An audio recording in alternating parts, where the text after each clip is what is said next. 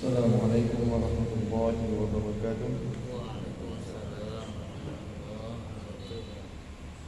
Alhamdulillah, wassalatu wassalamu ala Rasulillah wa ala alihi wa ashabihi wa man tabi'ahu bi ihsan ila yaumiddin. Asyhadu an la ilaha illallah wa asyhadu anna Muhammadan abduhu wa rasuluh.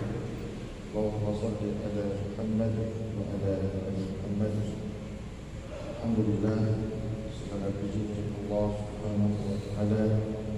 Allah melimpahkan kita dengan iman, Islam dan kesehatan sehingga bisa melaksanakan salat subuh berjamaah.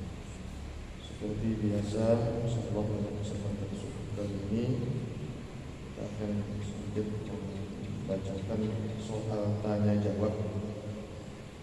Insyaallah pada jilid yang keempat mengenai memulai perbuatan dengan membaca Al-Fatihah. Ada pertanyaan, insyaallah nanti juga kita akan baca tentang putusan Parji mengenai rukunan sholat. Setelah ini kita akan baca putusan Parji tentang tata cara sholat mengenai bangun dari sujud. Pertama, pertanyaan, bolehkah memulai pekerjaan dengan membaca Al-Fatihah? Karena banyak di antara orang Islam memulai pekerjaan terutama dalam berdoa dengan membaca Al-Fatihah yang didahului dengan ila hadrati, masuk wali-wali dan khususnya Syekh Abdul Qadir Jailani. Mohon keterangan kalau di antara yang hadir adalah anggota Muhammadiyah. Jadi mungkin ketika memulai acara di suatu pemerintahan biasanya dimulai dengan membaca doa. Biasanya dimulai membaca doa dengan membaca Al-Fatihah. Memulai acara adalah kita membaca surah Al-Fatihah. Mohon keterangan kalau di antara yang hadir adalah anggota Muhammadiyah Muhammad Khalid Bawang Semarang. Jawaban, memulai pekerjaan dengan membaca basmalah. Bismillahirrahmanirrahim memang dianjurkan dalam beragama. Hadis Nabi antara lain riwayat Ibnu Majah dari Abi Hurairah, riwayat Abu Daud dan Ibnu Majah. Menurut penilaian Ibnu Saleh, hadis ini hasan, menyebutkan bahwa semua perkara yang tidak dimulai dengan basmalah akan putus. Periksa Asnal Musallib halaman 162. Menurut penjelasan Amir As-San'ani, pengertian alhamdulillah juga diartikan untuk surah Al-Fatihah yang dimulai dari Bismillahirrahmanirrahim. Lihat Subul Salam halaman 130. Jadi memulai pekerjaan dengan Fatihah dapat dibenarkan. Memang kalau dasarnya keputusan muktamad tidak dapat hal ini dibenarkan.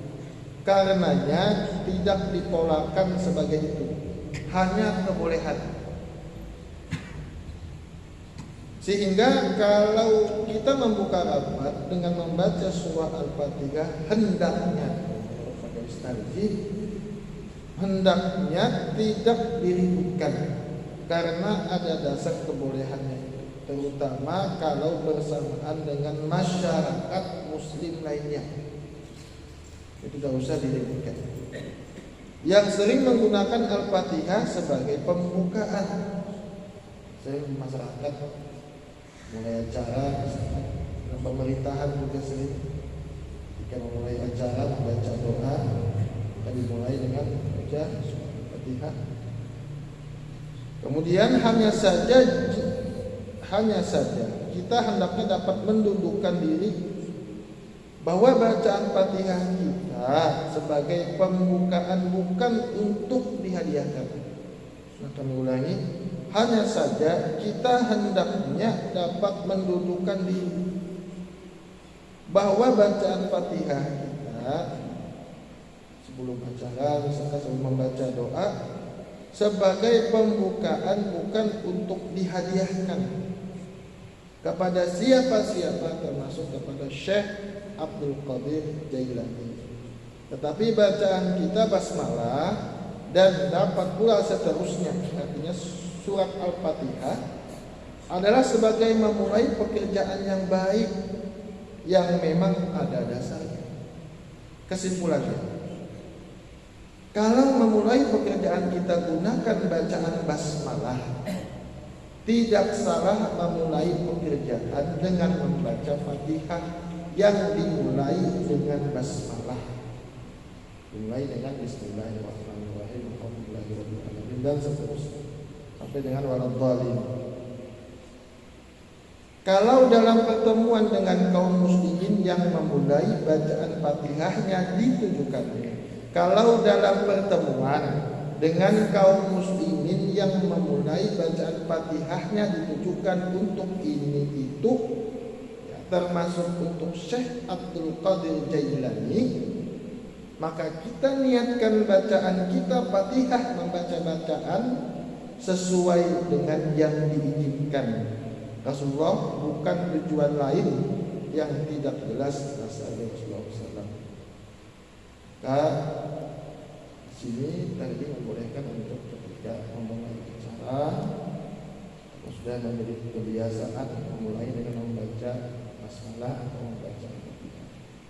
Tetapi jika tujuannya adalah bukan digunakan untuk itu, kita niatkan bacaan itu sesuai dengan apa yang diinginkan oleh Rasulullah SAW. Memang terjadi perbedaan atau perdebatan, ada yang mutlak tidak membolehkan sama sekali. Di sini di Muhammadiyah dari buku tanya jawab jilid 4 halaman 30, kita mengambil jalan tengah. Selanjutnya adalah ini akan membacakan lanjutan tentang tata cara sholat di himpunan Pusat Taklim Muhammadiyah jilid 3, poin yang ke-13, yaitu bangun dari sujud untuk duduk iftiros sambil membaca takbir dalam kurung tanpa mengangkat tangan, dan ketika duduk membaca doa Allahumma ghfirli warhamni wajburni wahdini warzuqni. Adapun duduk iftiros, duduk di antara dua sujud, adalah menjulurkan telapak kaki kiri ke kanan dan pantat duduk di atasnya. Kami ulangi, menjulurkan telapak kaki kiri ke kanan, melipatnya, dan pantat duduk di atasnya, sementara telapak kaki kanan ditegakkan dengan jari-jari kaki ditekuk dan ujungnya mengarah ke kiblat. Jadi jari-jari kaki ditekuk,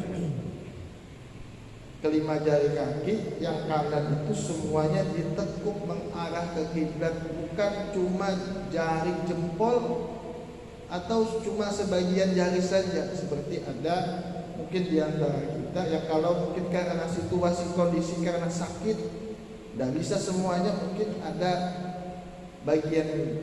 sebagian saja, mungkin itu tidak mengapa karena darurat. Tapi kalau sudah mampu melakukan gerakannya, ya, tidak mau melakukannya, maka ini jadi persoalan. Hanya sebagian jari saja yang menempel, mungkin jari jempol saja, sedangkan jari telunjuk kaki, jari manis kelingking tidak menempel pada bagian sajadah atau ujungnya ke kiblat, serta meletakkan telapak tangan kanan, ya, di atas ujung paha kanan. Jadi telapak tangan kanan di atas ujung paha kanan, dekat dengan lutut, dan telapak tangan kiri di atas ujung paha kiri dengan lutut, dengan jari-jari tangan sedikit diregangkan, bukan dirapatkan.